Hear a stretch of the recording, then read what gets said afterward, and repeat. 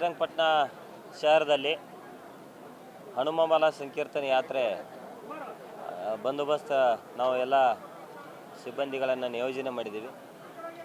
ಮುಖ್ಯವಾಗಿ ನಾಳೆ 10 ಗಂಟೆಗೆ ನಿಮಿಷಾಂಬ ದೇವಸ್ಥಾನದ ಒಂದು ಆವರಣದಲ್ಲಿ 1 ಗಂಟೆ ಫಂಕ್ಷನ್ ಮಾಡಿ ಇಲ್ಲಿಂದ ಗಂಜಾಂ ಮುಖಾಂತರ KSRTC ಬಸ್ ಸ್ಟ್ಯಾಂಡು ಮತ್ತು ಜಾಮಿಯಾ ಮಸೀದಿ ಪಕ್ಕದ ರಸ್ತೆಯಲ್ಲಿ ಪೇಟೆ ಬೀದಿ ಮುಖಾಂತರ ಮೆರವಣಿಗೆ ಹೋಗಿ ರಂಗನಾಥ ಸ್ವಾಮಿ ದೇವಸ್ಥಾನದ ಒಂದು ಆವರಣದಲ್ಲಿ ಕ್ಲೋಸ್ ಆಗ್ತದೆ.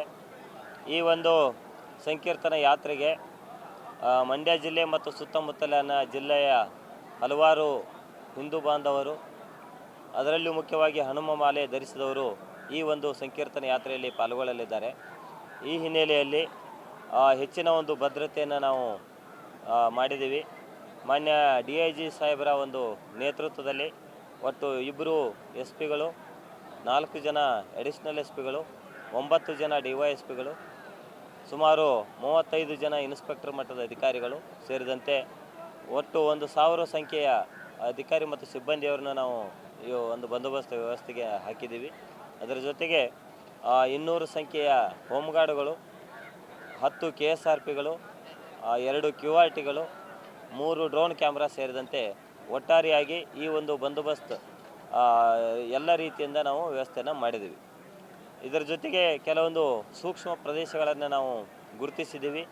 ಆ ಸೂಕ್ಷ್ಮ ಪ್ರದೇಶಗಳಲ್ಲಿ CCTV ಕ್ಯಾಮರಾಗಳನ್ನು ನಾವು ಅಳವಡಿಕೆ ಮಾಡಿದ್ದೀವಿ. ಅದರ ಜೊತೆಗೆ ಹೆಚ್ಚಿನ ಒಂದು ಅಧಿಕಾರಿ ಮತ್ತು ಸಿಬ್ಬಂದಿಯವರನ್ನು ನಿಯೋಜಿಸಿ ಯಾವುದೇ ಒಂದು ಸಣ್ಣ ಘಟನೆ ನಡೆಯದ ರೀತಿಯಲ್ಲಿ ಈ ಒಂದು ಯಾತ್ರೆ ಸಾಗಬೇಕು ಅನ್ನೋ ಒಂದು ಉದ್ದೇಶದಿಂದ ಸಕಲ ಸಿದ್ಧತೆಯನ್ನು ನಮ್ಮ ಪೊಲೀಸ್ ವತಿಯಿಂದ ಮಾಡಿದ್ದೀವಿ. Thank you.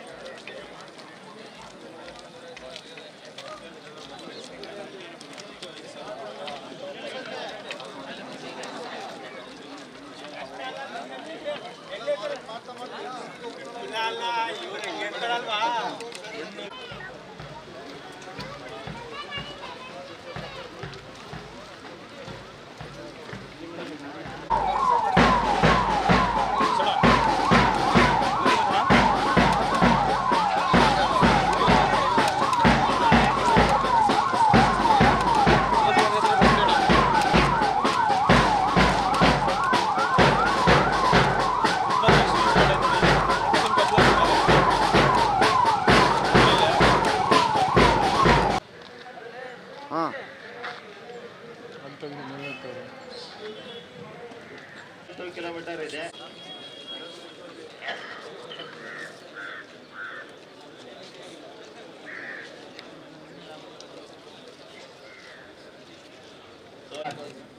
ಆ ರೂಟ್ ಮಾರ್ಚ್ ಆದ್ಮೇಲೆ ಎಲ್ಲ ಸಿಬ್ಬಂದಿಗಳು ರಿಲೀವ್ ಆಗ್ಬೋದು. ನಿರ್ಭಯ ವಾಹನದವ್ರು ಮಾತ್ರ ಸ್ವಲ್ಪ ಈವ್ನಿಂಗ್ ಪೆಟ್ರೋಲಿಂಗ್ ಬೇಕಾಗ್ತದೆ. ಅದನ್ನು ಹೊರತುಪಡಿಸಿದ್ರೆ ಉಳಿದ ಸಿಬ್ಬಂದಿಗಳು ಅಕಾಮಿಡೇಷನ್ ಕೊಟ್ಟಿದ್ದಾರೆ. ಎಲ್ಲರಿಗೂ ಸಿಕ್ಕಿದೆಯಾ? ಹಾಸನದವರಿಗೆ ಆಗಿದೆ. ಬಂದು ಕ್ವಿಕ್ಕಾಗಿ ನಿಮ್ಮ ಪ್ಲೇಸ್ ಹೋಗ್ಬೇಕು. ಯಾರಿಗೆ ಡ್ಯೂಟಿ ಕರೆಕ್ಟಾಗಿ ಸಿಕ್ಕಿಲ್ಲ ಅವರು ಪೊಲೀಸ್ ಸ್ಟೇಷನ್ ಬರಬೇಕು. ಅದರಲ್ಲಿ ಉಳಿದವರೆಲ್ಲ ನಿಮ್ಮ ಪ್ಲೇಸ್ ಹೋಗ್ಬೇಕು ಡೈರೆಕ್ಟ್ ಆಗಿ. ಯಾವುದೇ ಕಾರಣ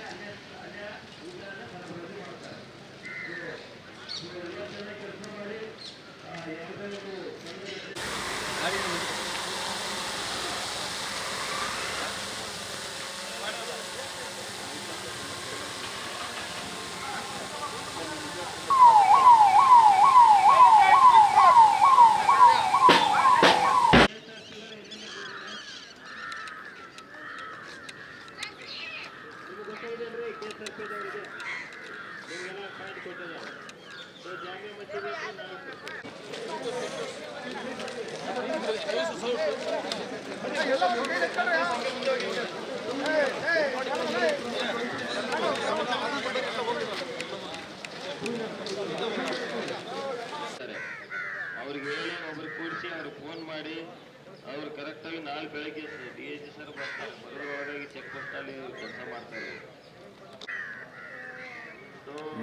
ಎಲ್ಲ ಬಂದಿದ್ದಾರೆ ಫೋನ್ ಮಾಡ್ತೀನಿ. ಸರಿ ಸರಿ ಆಯಿತು, ಓಕೆ.